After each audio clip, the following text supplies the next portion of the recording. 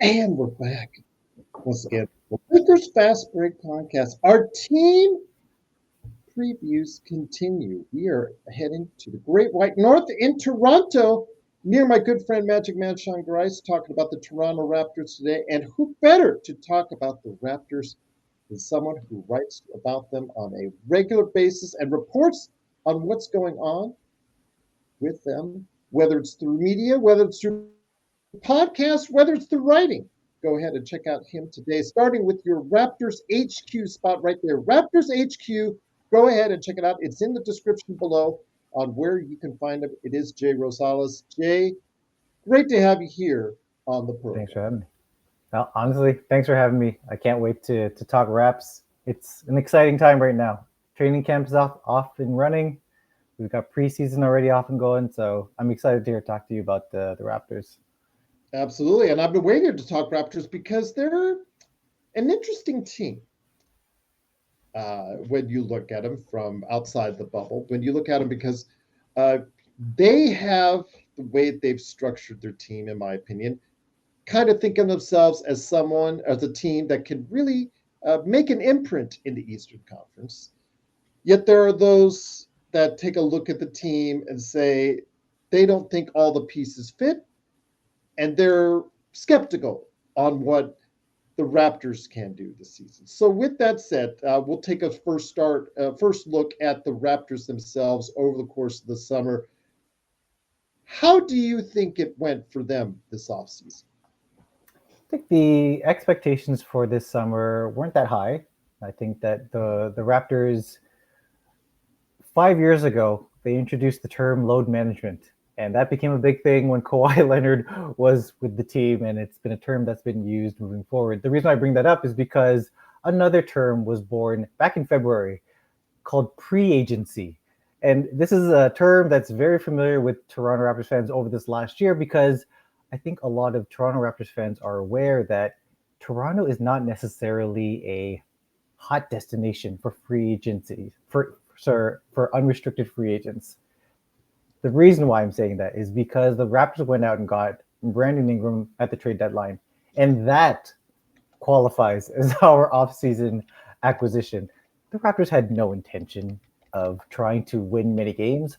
All they wanted to do was prepare for the future. Masai Ujiri famously said at the beginning of last year's that this would be a rebuilding season. So, with that in mind, there was no intention to win. Going back to your question about the offseason, it really was just about maximizing what you could get at the draft and trying to build chemistry with your pre-agent pickup of Brandon Ingram. And I think that from that lens, the offseason was pretty good. There wasn't a high expectation, and they met that fairly low bar by drafting Colin Murray Bowles, who, by the way, has really started to look good as training camp and preseason has kicked off. Absolutely. I'll tell you what, though, it all starts for the Toronto Raptors with the highly thought of player in Scotty Barnes, and Scotty Barnes. Like I remember my good friend Rafael Barlow, who on a draft show the night that he was drafted, he questioned whether now he now works for the Dallas Mavericks. But I wanted he made the statement I think that stuck with a lot of people is that why do you spend a fifth pick on a glue guy?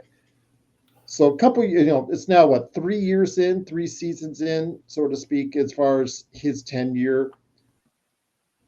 He's a little more than a glue guy. He's obviously been a very good player for Toronto with a lot of promise and a lot of potential.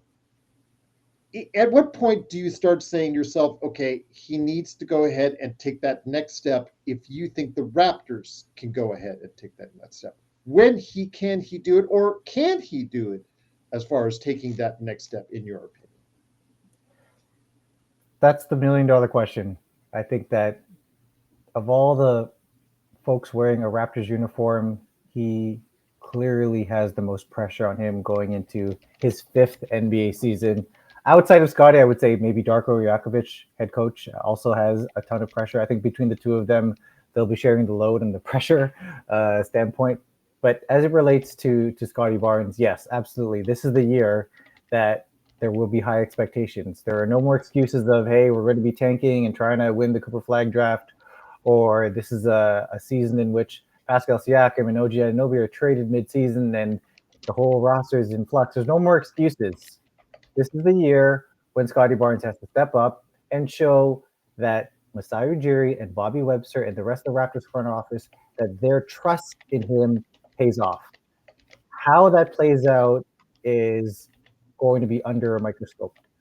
So you look at the makeup of this team, and the starters are set.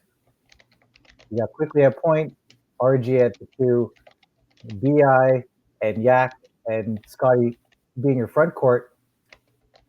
It's funny that you say glue guy, because I look at that starting five and I think he is the one that holds them together. But to what you were saying about spending a number 5 pick on a glue guy, it's not 100% wrong. He does keep everyone together, but he's expected so much more than just being that glue guy. Yeah. The way in which he plays his game, the way in which he's able to play make for others, the way in which he meshes with Jakob Pertl off the screen and Emmanuel quickly finding him beyond the arc. We need to see more of that. And the chemistry that's been building over the offseason, throughout training camp, has been apparent with this entire team. And it all boils up to him. So he'll be under a microscope this year. I want to see more out of him in the sense of being more accountable, being that leader. He showed really great signs in the last year. So I'm really hoping to see him step up this year, knock down a few more shots, just fill in all the gaps, because we already know BI is going to be someone who leads the team in scoring. We already know that Jakob Pertl is going to be setting hard screens and crashing the glass. We know Emmanuel quickly will be raining from three. We know the reserves, who we'll touch upon later, I'm sure of, will come in and bring that defensive energy. But Scotty has to fill in all those gaps and help elevate this team. And with that, those gaps you talked about, as far as filling in those gaps with other players that hopefully are built around them to go ahead and best accentuate his great assets that he can bring out on the court. And doing so, the Brandon Ingram move, like you talked about with the pre-agency, so to speak, when they made the trade for him, what they've committed to him going forward. Brandon Ingram, again, he started out with the Lakers, showed some promise as far as a score, but someone who, in his tenure with the Lakers and New Orleans, and now Toronto, people thought he was going to take that next step and never did. He's become a good scorer, someone with his abilities as far as from the mid range, but never has expanded it to a full time behind the arc type deal. In this days and age where spacing is so key to the NBA, Jay, let me ask you, how important is Brandon Ingram to the whole scheme of things? And the fact that, do you think that he can develop even more as a player, or how best will he work off of Scotty, off as far as Barnes, to be able to go ahead and expand on that? Those two obviously have to mesh together. How well do you think that will happen this season? I think it's possible. I definitely, and you touched upon a couple of things that I want to expand on. Brandon Ingram, when he was acquired, at first it was a bit of a question mark. How could he fit? This team already has a ton of wings. How is he going to fit in the grand scheme of things? And I think that the timing of us speaking is helpful, because if you and I spoke last week, I'd have a lot more questions about how this could fit. But already in training camp and already in those first two preseason games, you're seeing how Brandon Ingram is able to fit into Darko Rajakovic's offense. And frankly, it is very seamless. And that is, Brandon Ingram brings an element of this 3-level scoring ability that this Raptors team has missed since Kawhi Leonard, since DeMar DeRozan, and it's very exciting. As it pertains to how his game can develop, absolutely. I think that there's a side to his game that doesn't get talked about enough. Bobby Webster brought it up in his preseason presser, talking about Brandon Ingram's ability to play make and to find his teammates. And I think that doesn't get talked about enough. Everyone will always talk about his ability to score on 3 different levels, specifically in the mid-range, but he is a really good passer and really good at finding his teammates. And in Darko's offense, which is very heavy on cutting and screening and movement and passing, that will play well for Brandon Ingram. And we've already seen in the first two preseason games that he's been able to seamlessly fit his way into the offense. Nothing seems to be forced so far. And kind of going back to the point about meshing with Barnes, I want to see more of that. These first couple of games, I haven't seen much to get excited about. What I am excited about is it's very clear right off the bat that he's actually meshing really well with RJ Barrett. These two, I thought, again, going back to the acquisition of Brandon Ingram, I thought this was step one of RJ Barrett heading out. He's someone who will be talked about a lot when it comes to the trade deadline. He has the largest contract that you'd probably want to move if you want to make a big splash. And it seemed like there was a bit of duplicity in their skill sets. So far, that hasn't been the case. There are little nuances to each of their game in terms of RJ wanting to cut to the basket versus RJ staying out in the mid-range. And you're seeing a bit of chemistry there that, again, I'm fairly happily surprised to see so far. So right now, it looks like RJ and Brandon Ingram are meshing really well together. But to your original question, I'd really like to see that happening more so with Barnes, and hopefully that gets worked out over these next few preseason games. And you talked about RJ Barrett, and I was actually going to mention that as far as the constant rumors that he will be, it's going to continue. He's just going to be part of those trade rumors. People are going to single him out first as far as him and his contract, what he can do, what he can't do, and what he brings as far as possible trade value is concerned. As still a young and developing shooting guard that's out there, your team has committed a lot to that starting lineup in dollars and cents. I'll just put it to you quite plainly. With Emmanuel Quickly, who I loved in New York, absolutely thought he was really someone that showed promise and thought he should get a starting opportunity when, sixth man of the year, whatnot. Let's see him elevate, get the starting job. And then he signs that contract. Him being underrated suddenly in many people's eyes seemed to be turning into a different story once he signed that contract. Jacopo, works hard, has come back to Toronto, put himself as a really solid center. A lot of people were talking about him in a positive light as a really underrated center. Then he signs his contract, and now people are thinking him in a different light as well. So Toronto has committed a lot to this starting lineup. Do you see that as the right move going forward, or in the ever age of the salary cap and whatnot looming large on the horizon once all these contracts kick in? Do you think something will have to be forced to change sometime in the near future in Toronto? There's a couple of ways to tackle that. I think the first thing I will say, yes, you're. I wrote about the reserve core, or sorry, the bench the other day, and taking a look at how much was being committed to the starting lineup, and I think it's next season will be 163 million committed to just that five. There's a couple of ways to look at that. The Raptors are almost following what they did back in 2018. That team had a very solid starting lineup and a bench mob that included Pascal Siakam, Fred VanVleet, Norm Powell. This was a stacked bench. And it almost looks like the team that's currently constructed is following that, whereas it's a lot of money is geared towards the starters, which at the time was, Jonas Valanciunas and DeRozan and Kyle Lowry. And then you've got a whole bunch of rising rookies. So I think that's kind of the model it looks like that the Raptors are doing right now. And the other side of it, and I agree with you in the sense that there's a lot tied up to the starters. This team has shown a proclivity for being open in the trade market. I think that as you already alluded to, RJ Barrett's name is not going to stop. His name is going to be there nonstop between now and the February trade deadline. And I wouldn't be surprised if you start to hear Quickly's name and Pirtle's name through the season, depending on how the team goes. But as currently constructed, there is a slew of folks in the bench who can step up and step in if trades need to happen. So I'm not too concerned about how the money is being spent. I know that Quickly, for example, his kind of, and I agree with you. The narrative on him is that he's kind of gone from underrated to slightly overrated now.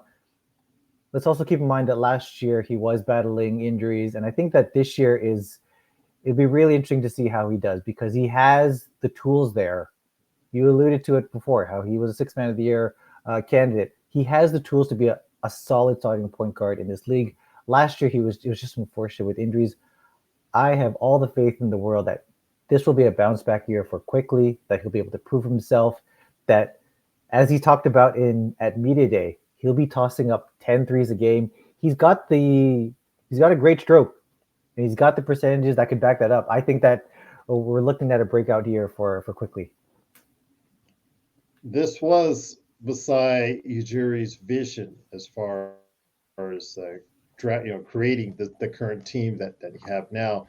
And obviously, he is no longer with the organization after he did build a championship winner in previous seasons. And maybe again, based off that success, you try so hard as a general manager to find that success again. And that is the hardest thing for a general manager to do. Once you get to the mountaintop, can you continue to build upon it or get back to the promised land once again? And obviously, he tried very hard at doing so.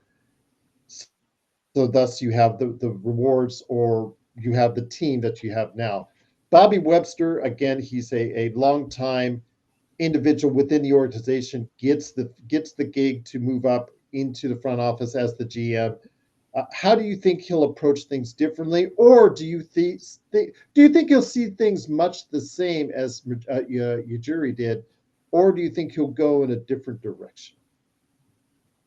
Well, Bobby Webster and Masai Ujiri were tied to the hip, very close, and I think that Bobby Webster was taken under Masai's wing and really grew is in terms of like how he could be as an executive, learned everything he needed to learn.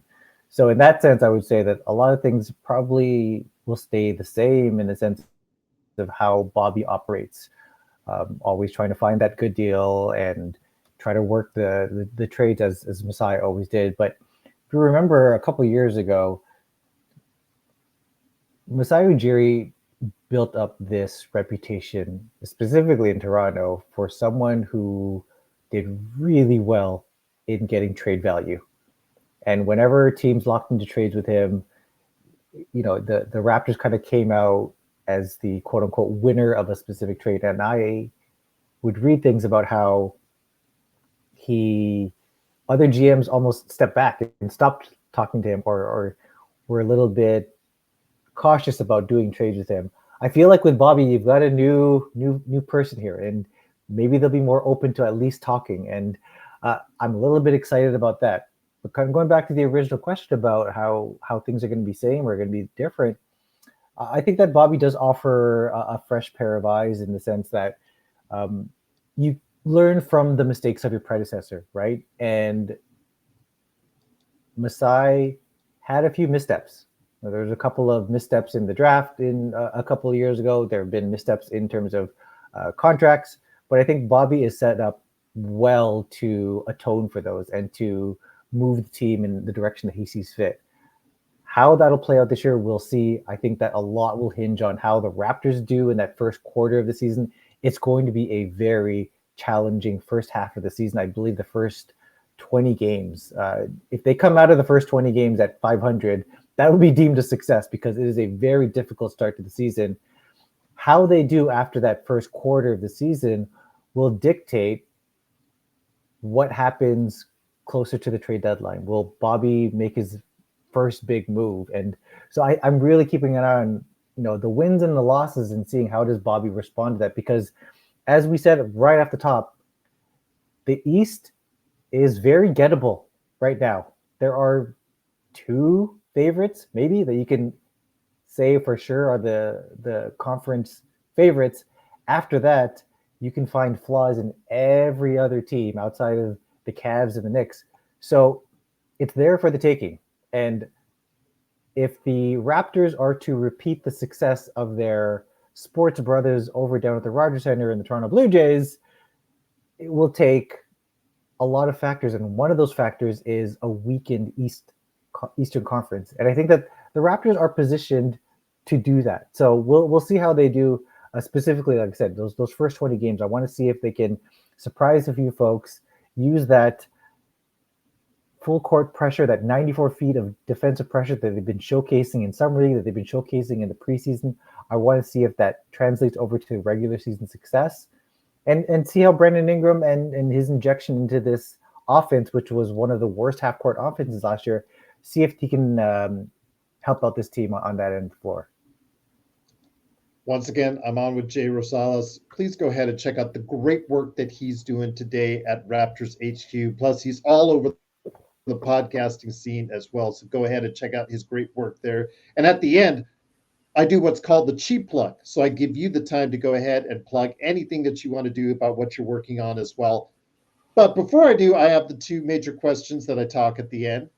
So if everything goes right for the Toronto Raptors, let's put your prognostication cap on and say, you know what? If everything goes well according to the plan that now Bobby Webster has seen it for this team for this season, all the entire starting lineup meshes, plays to its financial worth. Let's just put it for lack of a better term.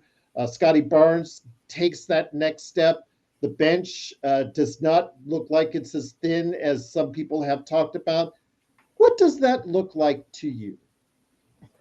I think that looks like a team that easily makes it into the playoffs, but I think that there's also a team that hosts a first round playoff series. So that's, I think, the best case scenario, is that the Raptors are one of the few teams that take advantage of this season, take advantage of the fact that Tatum is going to be out for most of the season and Tyrese Halliburton is going to be out for the most of the season, that Milwaukee is a bit of a train wreck. So I think that that's the best case scenario, that the Raptors end up somewhere in that top four.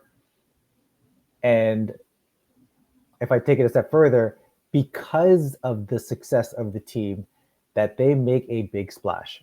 I think you and I have been covering basketball long enough to know that there is never a dull moment when it comes to player movement.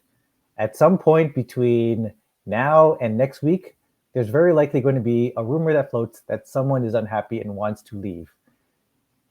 That's going to happen between now and the trade deadline. And when that does happen, you're going to see the Lakers in rumors. You're going to see the Raptors in rumors. And if this dream happens, if the Raptors outplay their what's expected of them and end up being a team that challenges to be a top four team, then domino effect would say, well, let's maximize on the value that we've created here.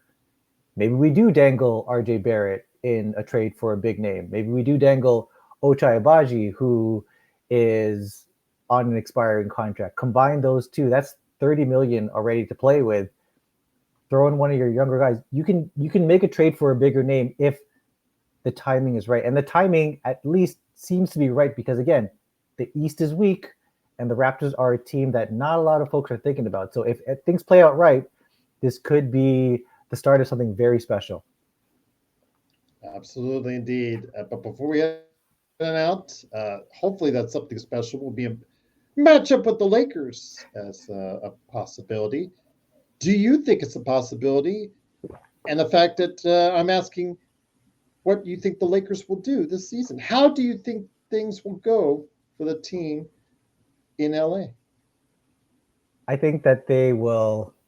This is a very, I was thinking about this before hopping on here, and I still don't have a solid answer. I think that you can't go incredibly wrong when you've got Luka and you've got LeBron. I understand LeBron is going to miss a bit of the beginning of the season, but all that matters is that he's healthy come playoff time, right? And when you have that kind of star power, it's hard to argue against what they can do. I will point out, and I have to point this out from a Raptors perspective. There's one person, one player on this Lakers team that Raptors fans at the time wish we still had, and we do miss Christian Coloco. I have to mention him only because the Raptors did draft him. There was some potential there. Obviously, he had the issues with the blood clot, but when he was cleared to come back to NBA basketball, everyone on the Raptors fan base wanted him back. So when the Lakers got him, I got to say, we were all heartbroken. But that's the past, and obviously he hasn't quite lived up to that potential just yet. Going back to the question, yeah, I think that the Lakers, they're going to have a tough road ahead, right? I mean, clearly this is Oklahoma City's time. Denver is just an absolute beast. So outside of those two, though, the rest of the West, it's kind of like I can't help but compare it to the East. Obviously, the quality in the West is a lot higher than the East, but there's a very clear, at least in my mind, 1 and 2, especially after Fred VanVleet's injury. It's for me, it's clear OKC and Denver are your top two, and then everyone just kind of bunched together. The Lakers could absolutely take advantage of that and end up number 3 in the West, just as the Raptors could, again, if everything goes right, end up in that number 3 behind Cleveland and New York. So there are some synergies here between the two teams. Obviously, like Los Angeles is much closer to reaching that than the Raptors are. But I'm hopeful. I think that the fruits of that Luka Doncic trade will continue to reap benefits for Los Angeles. And if and when LeBron is healthy, you know that you're getting, what you're getting out of him. So I wouldn't put too much stock in how the Lakers start the season. I would more worry about them come March and April when LeBron has rested and is meshing well with Luka, and they're just causing havoc all over the floor. So with that, you've been an amazing guest, and I cannot thank you enough. It is Jay Rosales. Please go ahead and take care of him by going ahead and checking out his great work on Raptors HQ. But it is time now for the cheap plug. So if there's anything else or your work on Raptors HQ you particularly want people to go ahead and check out, let us know what that would be before we head on out. Well, I before I jump into that, I have to thank you again for having me on. It was a pleasure speaking with you, speaking Raptors, speaking a little bit about the Lakers. Obviously, we're very excited for the season up ahead. All of my writing is on raptorshq.com. If I could highlight one, it's one actually we didn't talk too much about here, but I encourage you to visit Raptors HQ and check out my column on the reserve core. And that's where I take a look at the Raptors bench, highlight what's to look forward to for that squad. Again, I mentioned it earlier in the show about the bench mob of 2018. There are similarities in this current group, and there's a lot to be excited with what's coming out, coming off of that bench. So have a look. I think that it's worth the read. I think that this team could surprise a few folks, especially with this young core coming off the bench. And again, I can't thank you enough for having me on. Absolutely, indeed. You've been an amazing guest. And Jay, I enjoyed this conversation so much. If at all possible, I would like to revisit it during the course of the season if you're available. I'd love to come back. Oh yeah, love to come back and talk more. Absolutely, indeed. Once again, it is Jay Rosales. I'm looking forward to chatting with you and catching up with you on the Raptors, the Lakers, and the NBA when we talk next. But I'll tell you what, this NBA team preview series has been a tremendous ride. And speaking to you, speaking to all the different people around the world has just been amazing. And I'll tell you what, I'm so thankful and blessed you took time to speak to me on the Raptors, wishing you continued success and wishing the Raptors hopefully a successful run in the season as well. It obviously makes for better writing if they're doing well, Jay. Yeah, and I've been covering the team for 8 years, and it's a lot easier to write about them when they're winning. So I'm looking for a bounce back year this year. Absolutely, indeed. Please go ahead and check out his writing there at Raptors HQ, indeed. It is Jay Rosales.